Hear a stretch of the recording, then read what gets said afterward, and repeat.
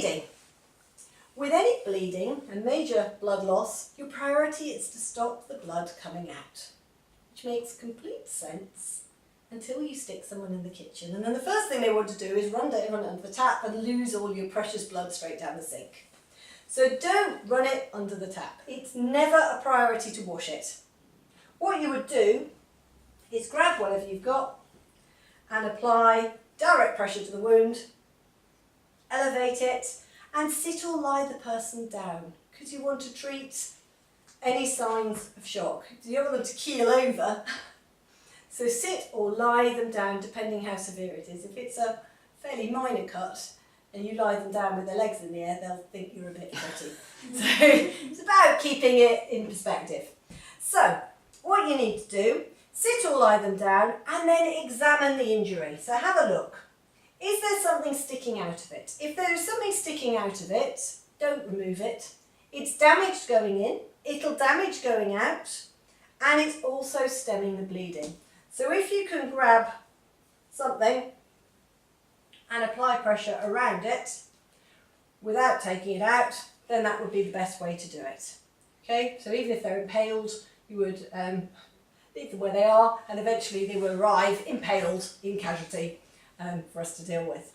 So you just want to stop the blood coming out. Losing blood can kill.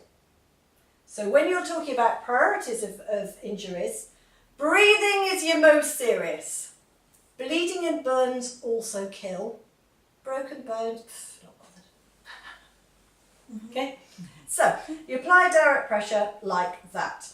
If there is bright red, frothy blood squirting out of a wound, then they have hit an artery. So if there's bright red, frothy blood, it's oxygenated blood under pressure. They're going to lose a lot of it very fast. You will get an awful lot of this, and you will apply direct pressure very fast, and you will need to lie them down and raise their legs, because they will go into clinical shock very, very fast. And you would get something to keep them warm and get an ambulance on the way. And keep them calm, because that's the other thing with clinical shock, that when they get really anxious, it makes it worse for them. Okay, so with different sorts of bleeding, capillary blood just sort of oozes, arterial blood squirts, and venous blood drips or pours, and it's slightly deeper colour from veins. Yeah. So venous blood is going back to the heart. Arterial blood is coming under pressure from the heart. But arterial is your most serious.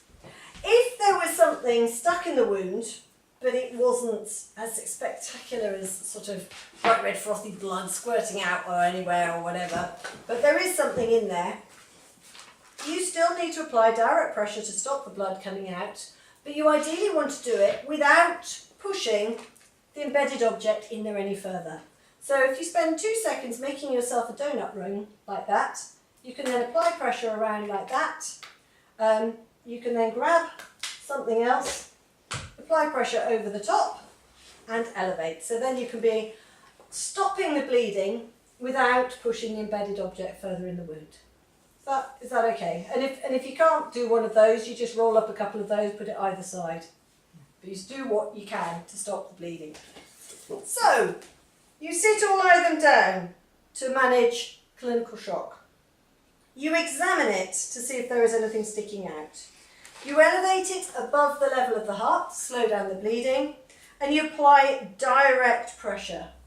No tourniquets, no indirect pressure points, just direct pressure over the wound, and wear gloves if you can.